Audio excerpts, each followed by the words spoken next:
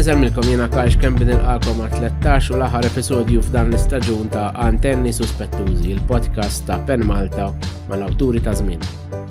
Nollet illum skużawni għal din il-vuċi fjakka tiegħi għax inqbatt għandi rieħ, però id-deadlines huma deadlines u fuq dan il-podcast illum se nittrattaw attivizmu, politika, il-politika f'Malta, korruzzjoni, dawn huma affarijiet li trattajna kemm darba fuq dan il-podcast. Però illum se jingħaqad magħna awtur li għalih dan kollu huwa tista' tgħid il-ħobża ta' kuljum. U fil-waqt li ġeneralment nistiednu awturi li ma narawhomx biżejjed, l-awtur tal-lum għandux nuqqas ta' exposure, anzi stedinnih propju għax jinsab fl-aħbarijiet bit-twaqqif tal-organizzazzjoni soċjali u politika, il-Kollettiv. Huwa wkoll l-awtur tar-Rumanz Kapitali li ħareġ fl-2017 u ta' Dram Sibna Żejt. Wayne Flask, merħba fuq il-podcast. Grazzi lilek. Grazzi Wayne, fejn tinsab bħalissa, fejn qiegħed? Mid-dar bħalissa pawża ħafifa bejn ix-xogħol, bejn dak li jinti għetlu l-ħobs ta' kuljum, li mhux il-korruzzjoni. Bħalissa qiegħed daqsxejn f'sitwazzjoni ta' break ħafif minn bej l-ftuħ tal-kollettiv u issa tkompli l-ħidma tal-kollettiv appuntu. Naslu niġu lura għall-kollettiv, però inti tħossok inti tikteb ħafna iżjed artikli ta' opinjoni minn ta' finzjoni. Però kif tikteb? Għandek xi metodu, xi proċess jew ritwal? Jiddependi ħafna drabi mis-suġġett. Nħobb nagħmel fil-kitba ta' artikli ta' opinjoni naturalment jitwildu minn forsi ħtieġa li nikkomunika xi ħaġa, ma nieħu gost jew nipprova sa fejn nista' li meta nikteb ma nkunx qed nikteb l-ovvju jew dak li diġà ntqal, anke għax nemmen li kwalunkwe suġġett għandu bosta angoli minn fej tista' tanalizzah. U pereżempju l-kwestjonijiet ambjentali jiena ma nikklassifikax ruħi bħala ambjentalist għax m'għandix kredenzjali ta' ambjentalist, m'iniex bniedem li jifhem ċertu proċessi li naturali tal-ambjent, l-ambjentalisti veru ma dawk li għandhom dak l-għarfien. Jien nikkummenta fuq kwestjonijiet ta' ambjent iżjed minn lat soċjali, minn lat ta' riżorsi tal-poplu u kif qed jintużaw u fuq kollox lil min qed jingħataw. Proċess tal-kitba importanti wkoll avolja nkun qed ngħaddi opinjoni tiegħi importanti li jkun fatwali, li nkun qed nikkummenta fuq affarijiet li jiġraw jew li ntqalu verament. Ma nippretendix li jien imparzjali b'da kollu, l-oġġettività u l-imparzjalità huma żewġ affarijiet kompletament differenti. U tista' tkun imparzjali li tkun oġġettiv ukoll, jiġifieri dak li ġara, dak li qed tikkummenta dwar għandu jkun veritier. Li wieħed imbagħad ikollu l-opinjoni tiegħu huwa naturali u naħseb illi għal ħafna żmien hawn Malta għandna din l-idea falsa li tista' tkun oġġettiv għax tkun imparzjali, meta mhuwiex il-każ. Il-bias inerenti li għandu kulħadd li għandek inti li għandi jien favur ċertu ħsibijiet jew kontra ċertu argumenti huwa naturali, allura wieħed ma nemminx li jeżisti xi ħadd li huwa assolutament imparzjali. Inti tħossok awtur jew iżjed attivist li juża l-kitba għal oġġettivi politiċi?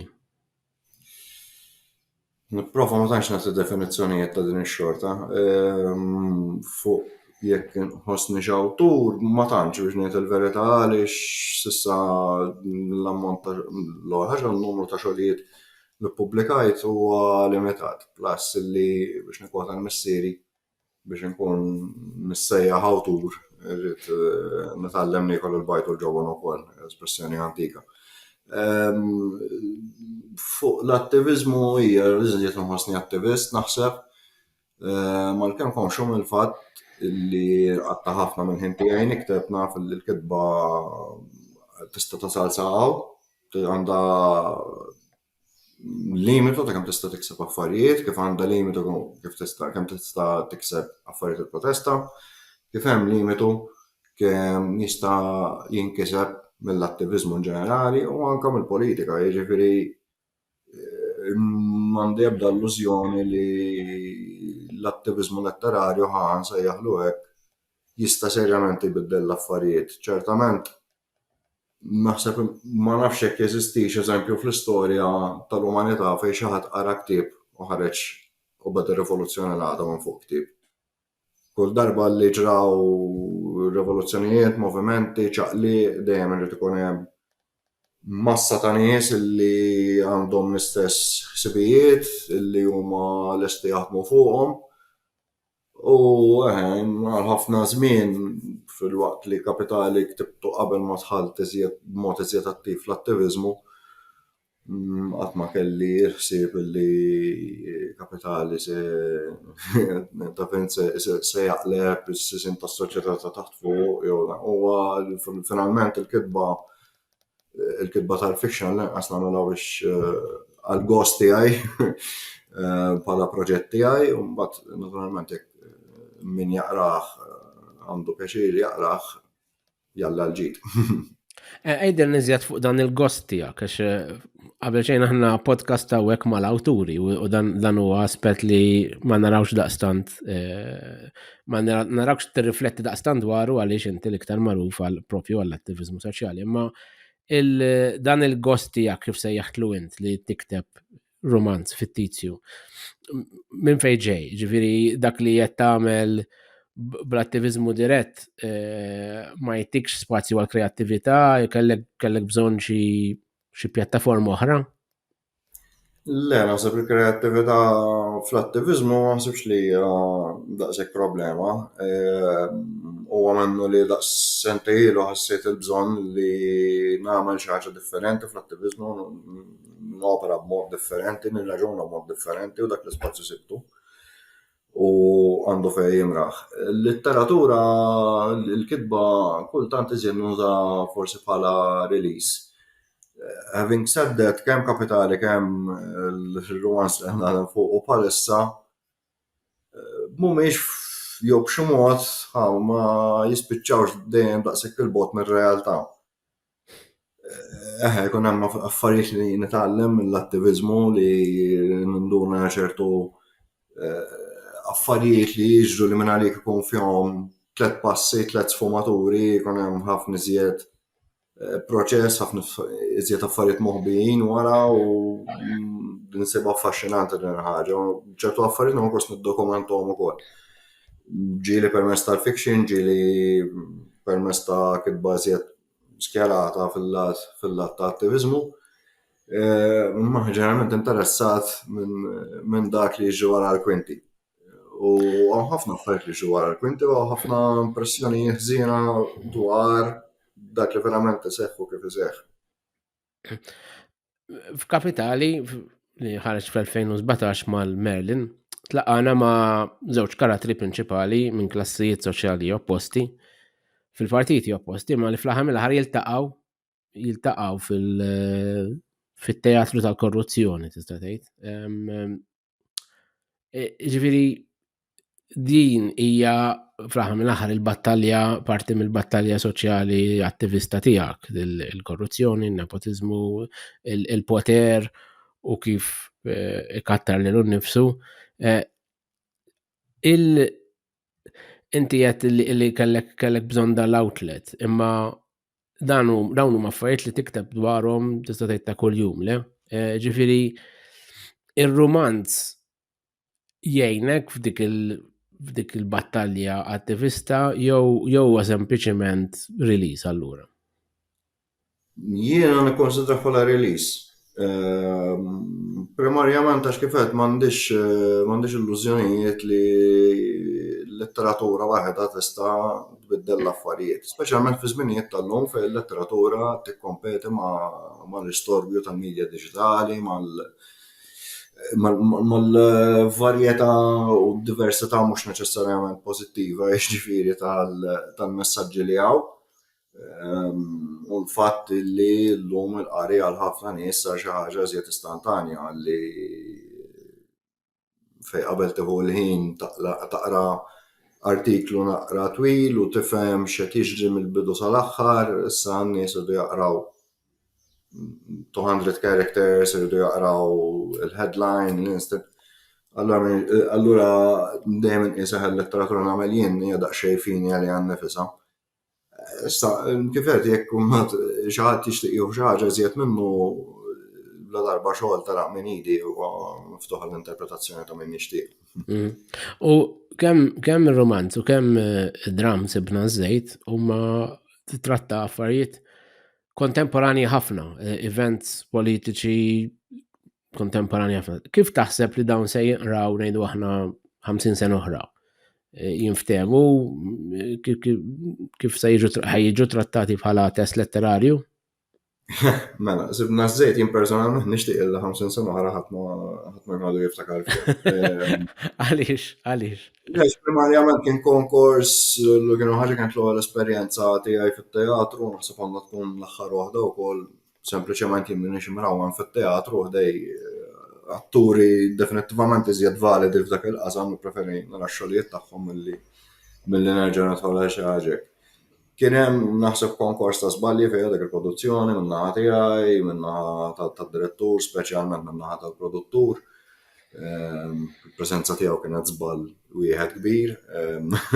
Għattejt għal prodott ukoll tas-sistema politika li appunto tippermetti ċertu nepotiżmu u tippermetti li n-nies medjokri jkollhom ħafna saħħa nirreferi Mario Filip Azzoppardi nsalli għalih. Fil-rigward ta' Kapitali hija storja differenti. Kapitali bdew isemmu li n-nies biżjed insistenza sena sentej ilu għad-differenza ta' meta ħareġ. Ħareġ fi żmien l-ewwel kopja tal-ktieb waslet li ġimgħa wara l-assassinju ta' Caruana Galizia. U l ħaġa dallam l-atmosfera madwar il-ktieb kif hekk għandu jkun għaliex l-atmosfera fil-pajjiż kienet ta' xokk, ta' biża'. Dawn huma affarijiet li f'pajjiżna aħna m'aħniex imdorrijin naraw ċertament assassinju ta' ġurnalist qabel qatt ma konna rajna. U dik naħseb li hija xi ħaġa li redet ċertu konfidenza li kellhom il-Maltin fis-sigurtà ta' pajjiżna u fejn actually qegħdin ngħixu. Min ra fejn forsi x'inhu għaddej ra ċertu sinjali għaddejjin fil-ħajja pubblika u politika interpreta Kapitali mod. U kien hemm nies qalu isma' affarijiet li huma kważi profetiċi. Having said that, il-profezija fil-każ tiegħi li meta ruħ għall-letteratura biljett tas-super fajfa naqtaw qatt. Hemm min ħa Kapitali sempliċement bħala kummedja u hemm min waqaf għall-fatt tal-paragun li għarret iż-żewġ partiti huma l-istess. Li kien forsi angolo wieħed minn fejn tista' tara Kapitali. Ġeneralment ma nafx kif se jiġi interpretat ftit ta' snin oħra, jiena personalment isni nsejtu naqra. Ħaġa għadda numru ta' snin mhux ħażin, kważi 7 snin meta ħriġtu jekk ma nsirx żjed. U definittivament għandu bżonn nifoka biex innesti dan ir-romanz li qed naħdem. Kellek dawk iż-żewġ faċċati wieħed blu wieħed aħmar, dik kienet insomma nimmaġina dik hija stant tal-pubblikatur, però kemm kellek id fiha u x'kien iħsib warajha? Kif qed dik l-iżjed ħaġa ovvja forsi hija l-paragun bej il-partiti li u dik hija rifless fil-qoxra. Naħseb illi l-ewwel ħaġa s-sitwazzjoni llum anke jien stess naħseb żviluppajt l-opinjoni tiegħi mod differenti. Il-partiti jekk ngħidu li huma l-istess inkun qed inkun ekonomiku bir-realtà. Il-partiti tiġġieldu għall-istess sistema ta' poter li tinvolvi wkoll membri tal-oppożizzjoni fiha din is-sistema ta' poter. U qabel Kapitali kien ġi xogħol litterarju fl-opinjoni tiegħi Seminal li huwa s-sir Preġew Velenuża tal-Alex Villaġero, qablu kien hemm kodba oħrajn illi influenzawni, però naħseb illi Srib kien l-ewwel wieħed li analizza l-qrubija bejn il-politika u l-business f'Malta u ma kienx kitba spekulattiva laqqas xejn. Srib kien identifika xejra li fl-aħħar snin splodiet mingħajr mistija ta' xejn. Il-mod kif taħdem l-spekulazzjoni, l-influenza tan-negozju fuq il-politikanti, ċertu medjokrità tal-politikanti, mbagħad kien hemm anke aspett interessanti ħafna fuq kif jirraġunaw ċertu familji tal-borgezija ekonomika Maltija. Kapitali ġie fi żmien fejn dik il-borgezija ekonomika parti minnha kienet ġa skerat ruħha wara l-Labor. U skerat ruħha wara l-Labor għalfejn għaliex il-Labor kien mill-ewwel wieħed li ħajkun partit pro-business illum jgħidu li huma l-partit ta' min ħaddem u min jaħdem ara kif jista' jkun ara xi kriżi ta' identità din. Però fil-verità, deċiżjonijiet politiċi li qegħdin jittieħdu biex jiffavorixxu elit veru xkejken ta' nies li huwa dan elit li jitkellem dwaru ampjament Srib u elit li parzjalment Kapitali jittawwal ftit leħ iżda mhux dak id-dettall kollu. Minn il-femiet tiegħi ġurnal ma' żmien il-partiti kif qed jiġġieldu għall-istess sistema politika u l-unika differenza li nara bejniethom hija l-pożizzjonijiet fuq il-drittijiet u l-libertajiet ċivili. Il-Partit Nazzjonalista għadu ankrat fil-PN ta' qabel ma' Malta daħlet fl-Unjoni Ewropea, dan għal-ġieħna jekk missejjer żball ġew friġġieri jekk mhux Fader Peter sar xi nagħmlu darba kemm issa l-Partit Nazzjonalista għalhom ma tistgħux tiftħu t-tieqa u tippretendu li l-arja ma tidħolx. U għadu ankrati hemmhekk. U l-Partit Laburista għandu kriżi simili għaliex fetaħ tieqa kompletament differenti, reġa' fetaħ il-bieb għal big business xi ħaġa li kienet nieqsa mit-tmeninijiet, reġġa' lura l-proċess ta' tindif intern li kien għamel Alfred Sant fil-Partit Laburista u issa huwa miftum anke l-diriġenza tiegħu taħdem mill-qrib ma' l-ikbar sviluppaturi, l-ikbar negozjanti ta' Malta mingħajr ma jagħtu każ laqqas għandhom il-mistħija jaħbu l-konflitt ta' interess din hija sitwazzjoni. U dak il-konflitt ta' interess tant huwa ċar l-oppożizzjoni ma tagħmel xejn dwaru anzi tinvesti fil-konflitt ta' interess tagħha stess.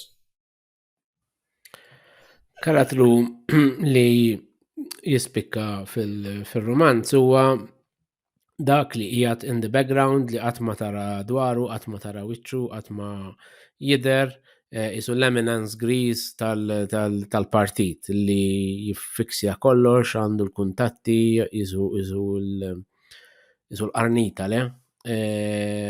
Kemm minn dak huwa mibni fuq persuna jew persuni reali mill-osservazzjonijiet tiegħek tax-xena politika. Kif kolli niktab dak il-karattru llum naħseb naqsmu fl-numru ta' karattri. Just biex nkun forsi iżjed qrib ir-realtà. Fi żmien l-Amministrazzjoni Nazzjonalista Gonzi kellu l-kardinali tiegħu, kellu l-Rixika Karwana, l-Edgar Gallia Kurmi, kellu l-xismu tal-Mida Gordon Pisani, Minister Żball. U dawn kienu jiffurmaw dan il-kabinet magħluq kif kienu jiftakru ta' Gonzi meta kien jgħid I have a limited pool of talent to work with. U kien hemm dawn in-nies ta' ġewwa li huma struttura tal-poter. Muscat meta tela perpetwa dik is-sistema daħħal businessman flok xi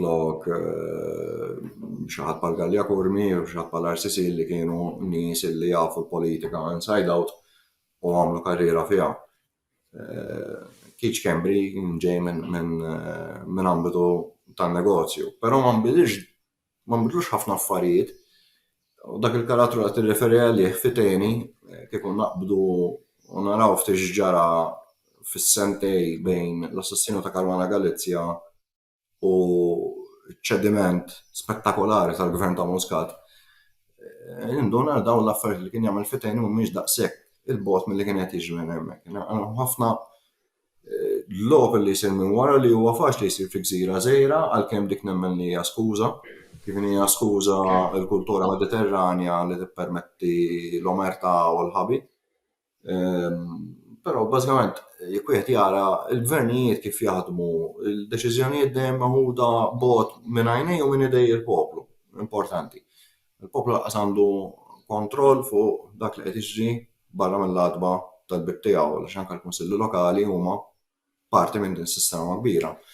Kunsilliera li l-punt ta' riferiment tagħhom kunsilliera u sindki li l-punt ta' riferiment tagħhom mhumiex la residenti u laqas il-partit imma huma l-iżviluppatur li għandu jew il-negozjant li għandu l-kontroll tat-territorju partikolari.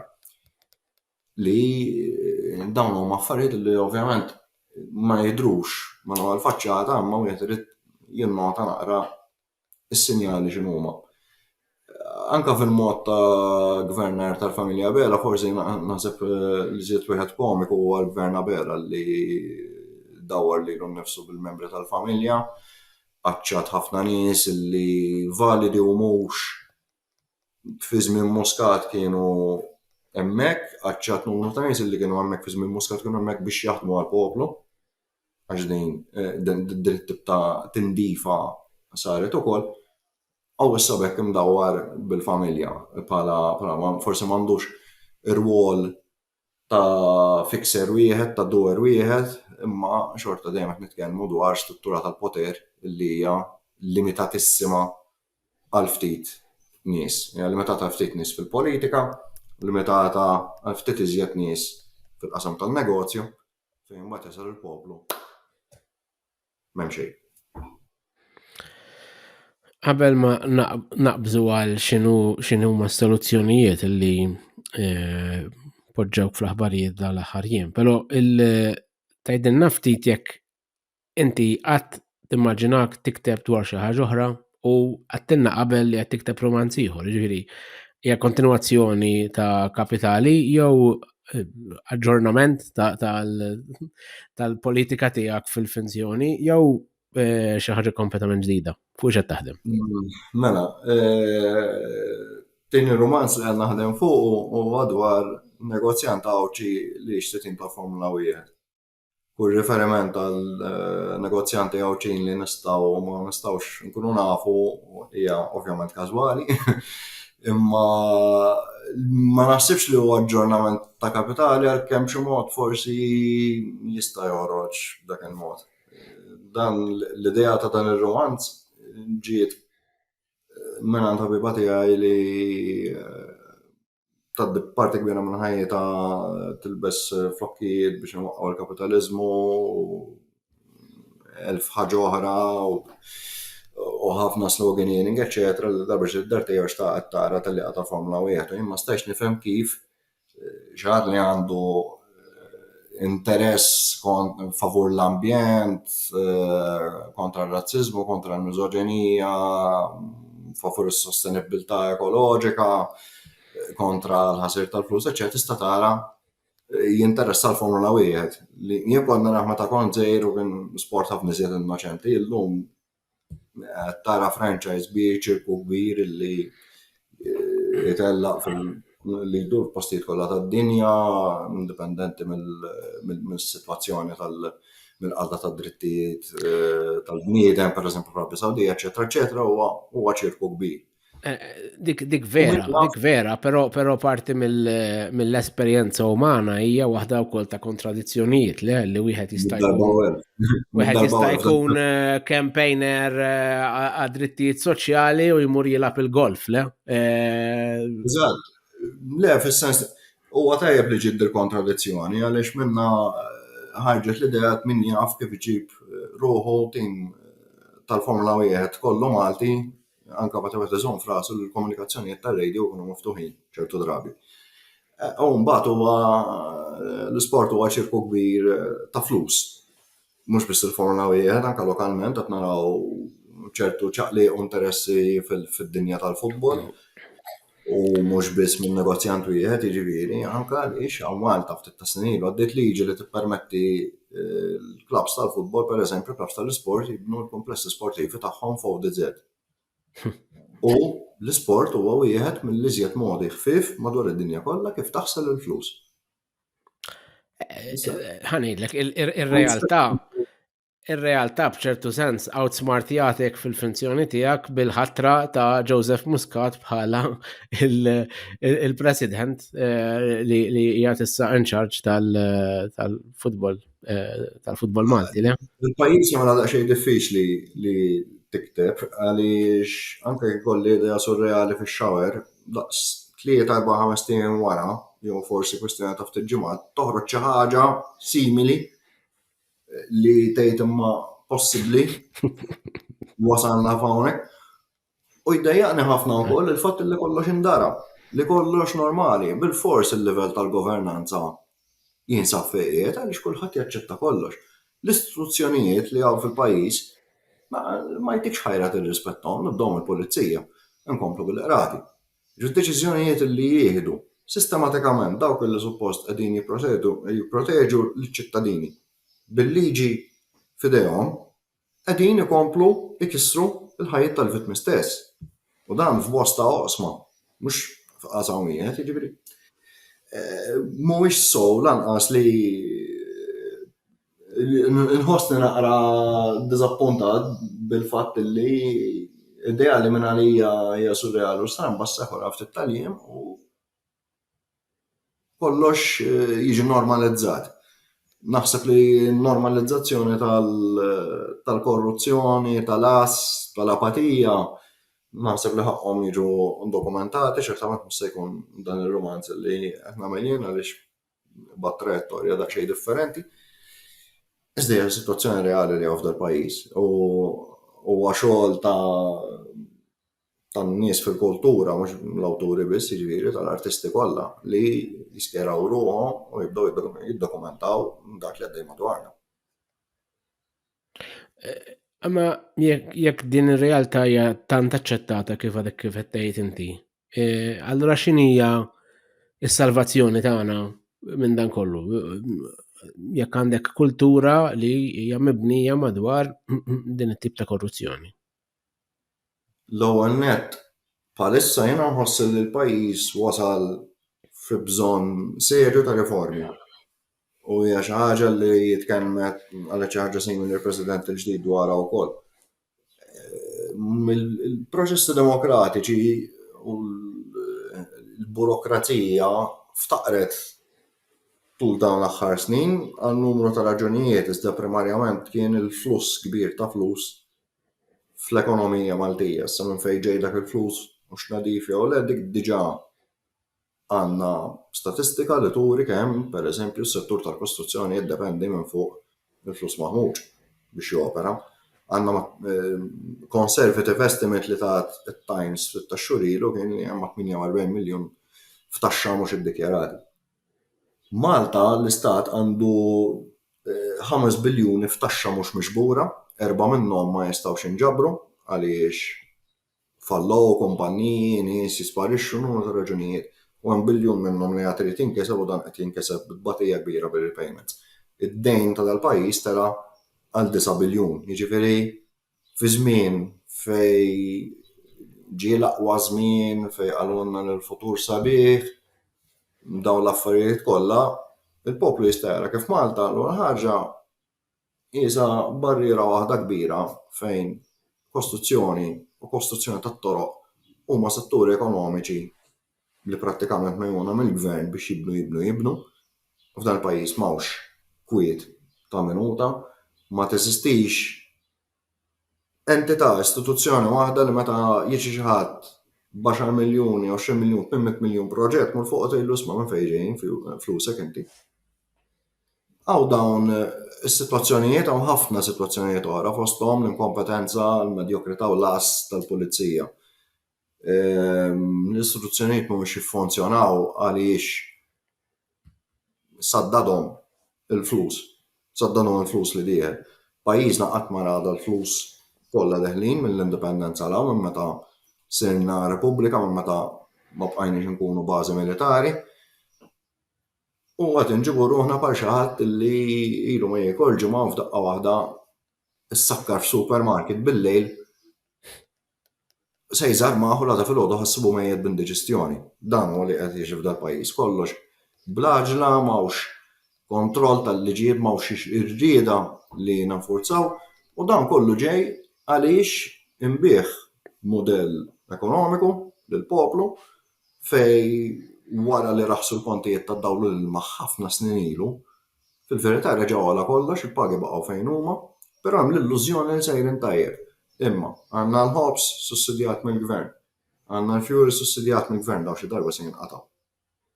Il-pajjiż qed jitlef ma' $900,000 kuljum f'deficit, dawn l-affarijiet kemm se jibqgħu sejrin, dan il-mudell ekonomiku kemm se jibqa' jrendi ġid għall-poplu.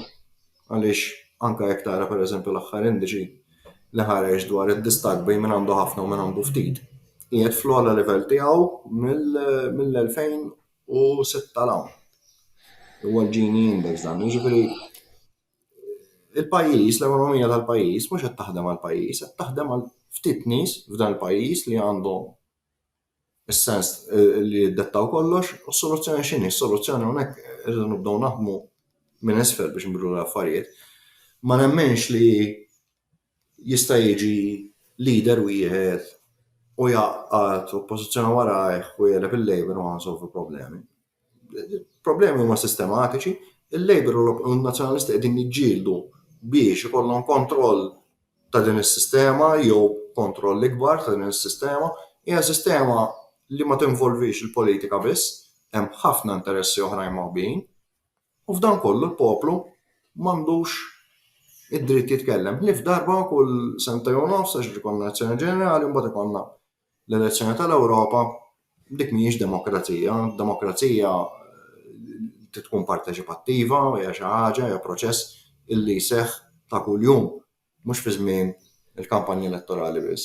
U naħseb l-involviment tal-residenti u taċ-ċittadini Maltin għandu jkun l-ewwel pass. Soluzzjonijiet kbar għal dan kollu, there is no silver bullet. Irrid isir ħafna xogħol, irridu nerġgħu nifukaw fuq il-prijoritajiet tal-ħajja tagħna ta' kuljum. U naħseb ħafna nies anke jekk jieqfu għal ftit u jirrikonoxxu x'kwalità tal-ħajja qegħdin jgħixu naħseb ukoll ikunu kapaċi jibdew jagħmlu d-differenza. Dan iġibna fil-fatt għal waqt li qed nirrekordjaw aħna fl-aħħar ta' April għadek kif ħabbart fil-fatt it-twaqqif ta' il-kollettiv. Għajdilna fil-qosor lan ta' dan il-grupp x'inhu l-oġġettiv prinċipali għat-twaqqif ta' dan il-grupp. Ftaħna veru kif attenti ftit tal-jum ilu, iżda l-kollettiv iżjed milli għaqda jew grupp huwa mod ta' kif nagħmlu l-affarijiet u dan il-mod ilu jintuża iżjed minn sena u nofs. Meta qed li xtaqt nagħmel xi ħaġa differenti fl-attiviżmu, jien l-idea tiegħi tagħna anzi għaliex dan mhux proġett li qed nagħmel waħda assolutament. Involva l-input ta' ħafna nies tul din is-sena u nofs. Eħsib tagħna huwa li m'għandhomx ikunu il-gruppi laqdiet li imexxu l-kampanji, nemmen illi ir-residenti għandhom jingħataw is-seta li l-laqdiet settorjali għandhom jingħataw is-seta sabiex ikunu jistgħu jmexxu l-kampanji tagħhom. U nemmen dan anke għaliex hawn ħafna nies li għamlu xogħol tajjeb ħafna fl-oqsma tagħhom, però dak ix-xogħol forsi mhux dejjem jiġi komunikat b'mod xieraq. Hemm kwistjonijiet, hemm ġlidiet, hemm proġetti ideat li qatt ma jilħqu ċertu media mainstream u fl-opinjoni tiegħi dan huwa żball għaliex qed ninsew li l-potenzjal għall-bidla ġej proprju mill-grassroots. Il-politika mhix se tbiddel l-affarijiet, il-politika mhux se tbiddel l-affarijiet, l-NGOs mhux se jbiddlu l-affarijiet, il-kollettiv mhux se jbiddel l-affarijiet. L-affarijiet jinbidlu meta jidħol fihom il-poplu ċertu konvenzjoni, b'ċertu tama u meta min qed jipparteċipa fil-kampanji ikun qed jaħdem b'mod ġenwin.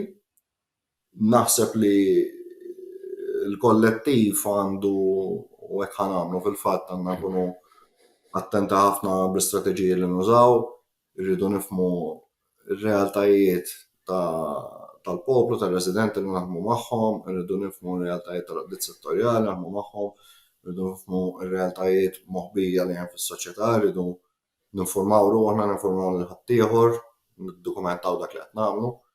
U jien nemmen li fil-ħidma tagħna għandna nkunu konxi ta' meta jkun iż-żmien immexxu, meta jkun iż-żmien insegwu, meta jkun iż-żmien nieħdu pass lura u noqogħdu kwieti. L-arti tal-protesta appuntu bħala arti bħal ma hija kwalunkwe arma għandha tintuża bl-għaqal, għandha tintuża bir-reqqa u jekk wieħed joqgħod jispara fil-vojt mhux se jagħlaq il-mira, anzi se jgħejja u se jgħajja l-ħaddieħor. Alright, ma għena mpekjaw ftit dak li għadek kifet li, għalix l-ewwel parti ta' dak li qed konta ħanejdlek imma danna ċertament taqblu meta qed tiltaqa' ma' xi ħadd bħal graffiti, bħal Alternattiva Demokratika, l-importanza tal-grassroots, naħseb ħadd daqs il-graffiti ma ħadem mal-grassroots meta jitlu kampanji lokali le, inkluż inti kont magħhom, għandek l-Alternattiva Demokratika tul is-snin rappreżentat nies differenti f'kampanji differenti u anki NGOs oħrajn. Jiġifieri sakemm ġejt fl-aħħar biċċa fejn qed toqgħod tispara fil-vojt. Jiġifieri x'inhu jiġri hawn? Għaliex waqqaft xi ħaġa li forsi diġà kienet hemm imma tista' issir b'modi differenti. U din mhix il-frammentazzjoni iżjed tax-xelluk kif ħatejn di. Ara, ma nixtieqx noqgħod nittawwal fil-btieħ ta' ħaddieħor ħanejtek, però kif qed naħseb illi hemm modi differenti ta' kif nirraġunaw l-attiviżmu. Sa issa at the time of recording ma' graffiti ma kienx hemm kuntatt, però ejja ngħidu li l-metodu ta' kif jaħdem il-kollettiv s'issa der li huwa differenti minn ta' ħaddieħor. Naħseb li hemm drabi fej modi kif jaħdem ħaddieħor iżjed effettiv u naħseb li hemm okkażjonijiet, sitwazzjonijiet fejn il-mod kif naħdmu bħala kollettiv ħajkun iżjed effettiv. Li hu ċert, però huwa l-importanza tal-involviment tar-residenti.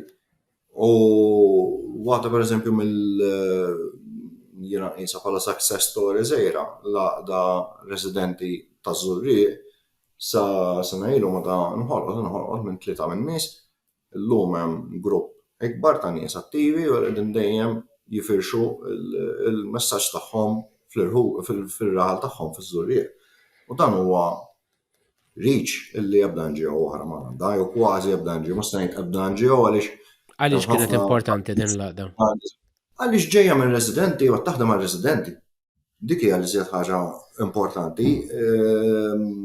U naħseb illi huwa eżempju ta' spirtu ta' sagrifiċċju ta' xi ħadd li qed jaħdem għal xi ħaġa li fil-konfini ta' Żurrieq għall-inqas hija tanġibbli.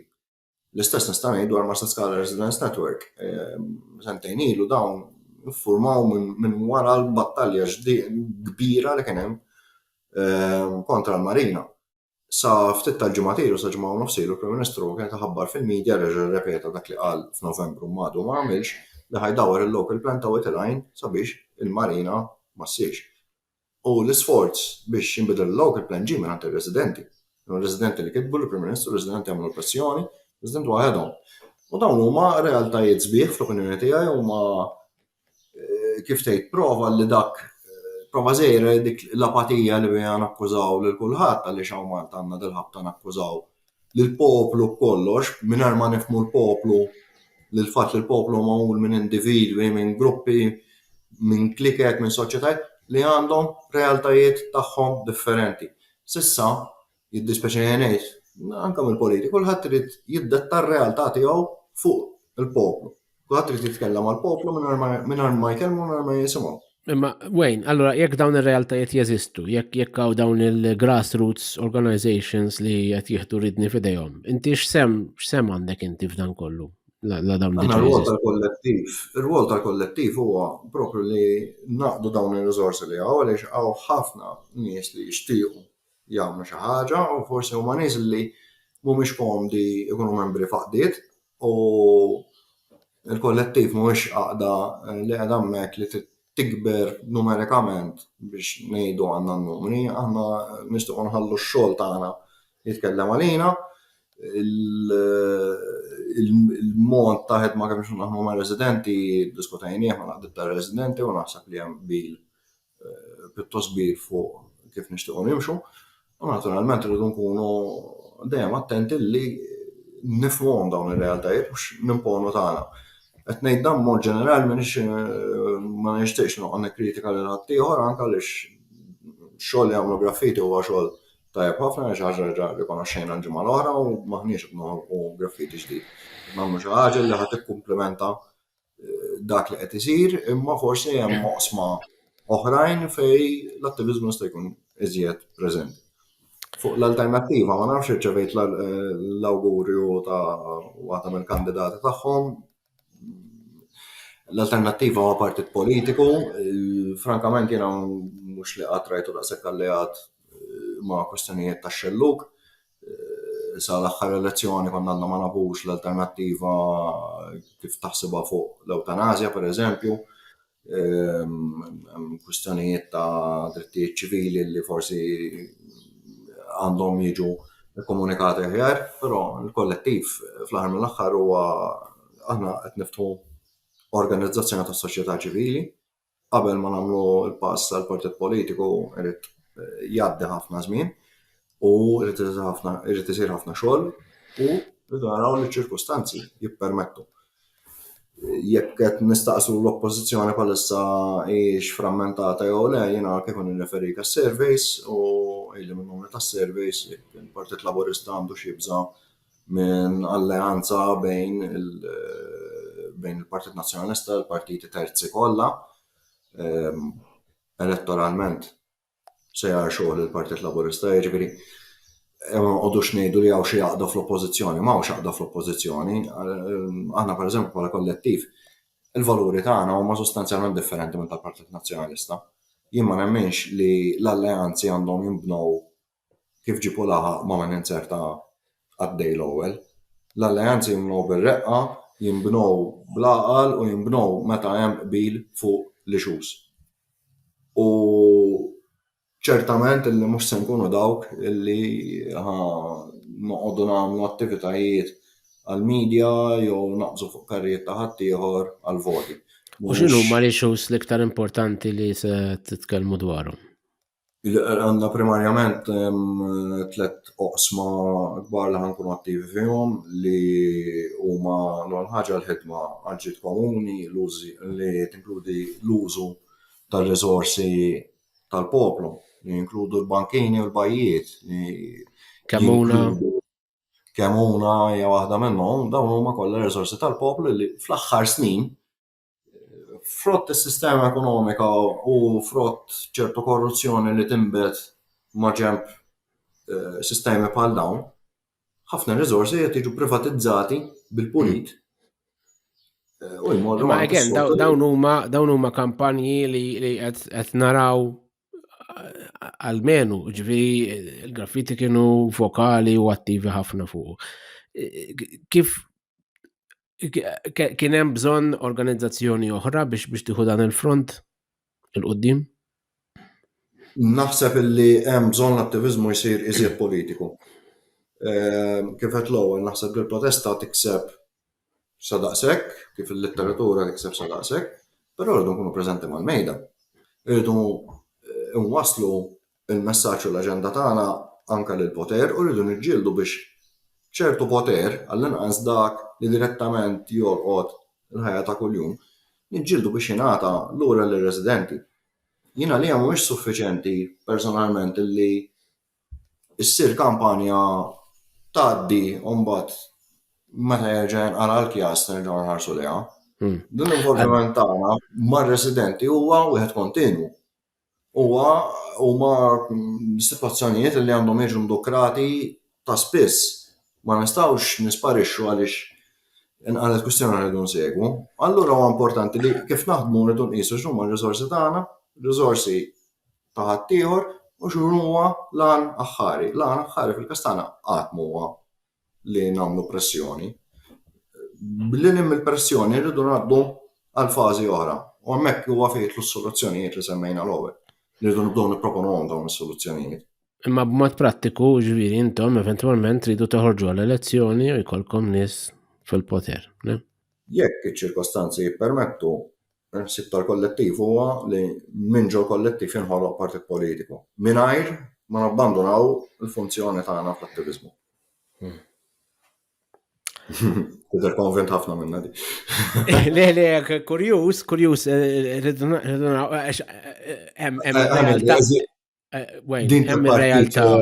hemm realtà krudili u brutali li il-sistema kif inhi li inti qed tikkumbatti diġà kombattewa ħafna qablek u ma tagħti dement li hemm żewġ partiti ġifieri sakemm jibqa' jissopravvivi il-Partit Nazzjonalista bħala entità għandek ħajkollok din is-sitwazzjoni fejn kollox jaħdem kontra t-tielet partit kontra kwalunkwe attentat ta' diversifikazzjoni tal-politika u li hija bipolari. Il-Partit Nazzjonalista u l-Partit Laburista huma għandhom kwalunkwe interess li ma jkunx hemm it-tielet partit fil-poter. Kif x'sa jkun differenti għalikom eventwalment minkejja x-xogħol kollu li tidu tagħmlu fil-grassroots li semmejt u li jkollok forsi iktar definizzjoni tal-valuri tiegħek? Ngħid li għandna strateġija għal dan imma mhux nispjega hawnhekk. Hija hemm sitwazzjoni iva kif qed tgħid inti fir-rigward tat-tielet partit. L-ewwel ostaklu kbir hija s-sistema elettorali. Kif ni maħduma s-sistema elettorali. Issa, minn numru ta' skjeramenti li jridu t-titlu tat-tielet partit. Rajt xi wieħed li effettivament spjega l-problemi tas-sistema elettorali ta' kif fil-prattika qed iżżomm lura kandidat indipendenti milli jitilgħu fl-elezzjoni ġenerali. U hemm anke naħseb kwistjonijiet ta' komunikazzjoni kbar li hemm anke l-Partit Nazzjonalista u l-Partit Laburista għandhom problema ta' komunikazzjoni ta' bħalissa ġifieri kwistjoni ġenerali. Imma sinċerament għadni ma sibx jien tielet partit li naqbel mal-manifest elettorali tiegħu. Il-manifest elettorali huwa xi ħaġa importanti ħafna. U qabel il-manifest elettorali irid inkun naf tul il-5 snin bejn elezzjoni oħra dal-partit fiex jemmen kontra xiex jemnu ħafna partiti terzi nafu. Mhux l-alternattiva biss ta' ġifieri. Mhux l-alternattiva biss. Imma il-kontra aħna kontra hekk, aħna kontra l-immigranti għaliex li qed issir qed anke din qed tiġi normalizzata bħala tielet partit. Ma nafx naħseb fil-qosor f'nofs minuta wejn. X'inhuma t-tlet l-iktar kont se tgħidhom li qabel u ddevjajna. X'inhuma t-tlet l-iktar prioritajiet ta' il-kollettiv politiċi li tridu tpoġġu fuq l-aġenda?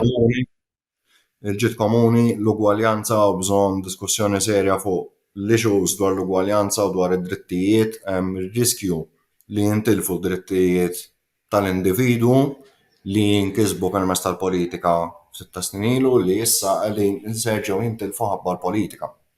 Jiġifieri dik hija sitwazzjoni noqogħdu attenti għaliha. U barra minn hekk il-ġustizzja soċjali li hija dik li l-iżjed immotivati ngħidu hekk il-ħolqien tal-kollettiv. Matthew Borch huwa teżorier tagħna huwa kollega u ħabib tiegħi u membru tal-Alleanza kontra l-Faqar. Konxi mill-fatt li hawn kważi 16%, kważi 17% tal-popolazzjoni Malti hija f'riskju ta' faqar u f'riskju ta' faqar serju. U dan kollu ġej fi żminijiet fejn qed ngħidu kemm hawn ġid fejn għandna CEOs jitħallsu 90,000 mit-telf fis-sena biex ma jrendu xejn ħlief ikomplu żvujtjaw il-kaxxa ta' Malta. U tweġġana li fi żmien fejn Malta rat il-flus hawn ħafna nies fil-faqar u toġġana wkoll illi ma qed isir xejn minn gvern suppost li għandu eruq soċjalisti imma iżjed ma tikber is-siġra iżjed jisperxu dawk il-valuri. F'dawn iż-żminijiet ma personalment ħsieb tagħna huwa li ċertu affarijiet iridu jinbidlu billi s-sistema ekonomika ssir iżjed ġusta. U hemm modi kif issir iżjed ġusta s-sistema ekonomika. Kieku l-gvern ma leġislax b'ċertu mod dwar il-kera u kieku ma waqqafx riforma li kien se jgħaddi li biha kienu se jmorru minn taħt mhux min għandu l-proprjetajiet ma min qed jikrihom, kieku għandna sitwazzjoni fermar. Imma il-ħtieġa appuntu nifokaw fuq dawn l-oqsma ġejja mill-fatt illi rridu nifhmu ir-realtajiet li hawn madwarna.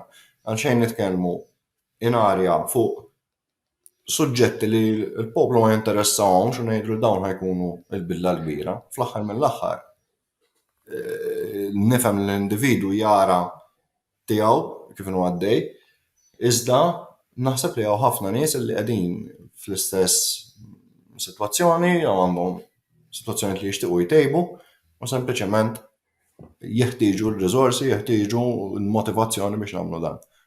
U minn passi żgħar irridu nibdew. Ħanaqbes lura għar-romanz meta ħajjoħroġ dan? Qed nipprova noħorġu qabel li jirbaħ elezzjoni għall-Partit Nazzjonalista. All right. Tir pjuttost ġenerus għalik biex ġifri fadal. Għax il-publikator dejjem ngħidlu das-sajf ikun għandek, lejn l-aħħar tas-sajf li jismu ngħidlu vort prova s-sajf li jmiss. Imma biħsieb inti spinta appuntu dan is-sajf, naturalment il-xogħol tal-kollettiv naqra preċedenza u anke vittma tal-kostruzzjoni tul dan ix-xhur. Imma nittama li m'għandux ma nlestih. U idealment qabel ma xi ħadd minn Malta verament jixtri tim tal-Formula 1. Għax imbagħad issir biografija. Tiġi overtaken by events, eżatt. Grazzi ħafna Wayne, u nawguralek kemm għal-xogħol mal-kollettiv imma aktar importanti speċjalment għall-assemmija tagħna li naraw ir-romanz tiegħek malar kemm jista' jkun. Wasalna fl-aħħar episodju f'dan it-tieni staġun ta' Antenni Suspettużi nittama li l-pjaċir li ħadd jien niltaqa' mal-awturi Maltin fuq dan il-podcast u nlaqgħuhom magħkom ħadtuh daqstant ieħor intom li segwejtuna. Imma taqtawx il-kuntatt għax fix-xhur li ġejjin nkunu qed nospitaw edizzjonijiet speċjali kif ukoll nippjanaw l-istaġun li jmiss biżjed poddati mal-awturi ta' żmienna. Komplu segwuna fuq is-social media ta' Pen Malta fejn inżommukom informati u ħallulna l-idejat, l-mistoqsijiet u l-feedback ta'kom dwar kif tixtiequ li taraw dan il-podcast jiżviluppa. Sa dan intant minna ħati għaj Kalx Kembri, grazzi u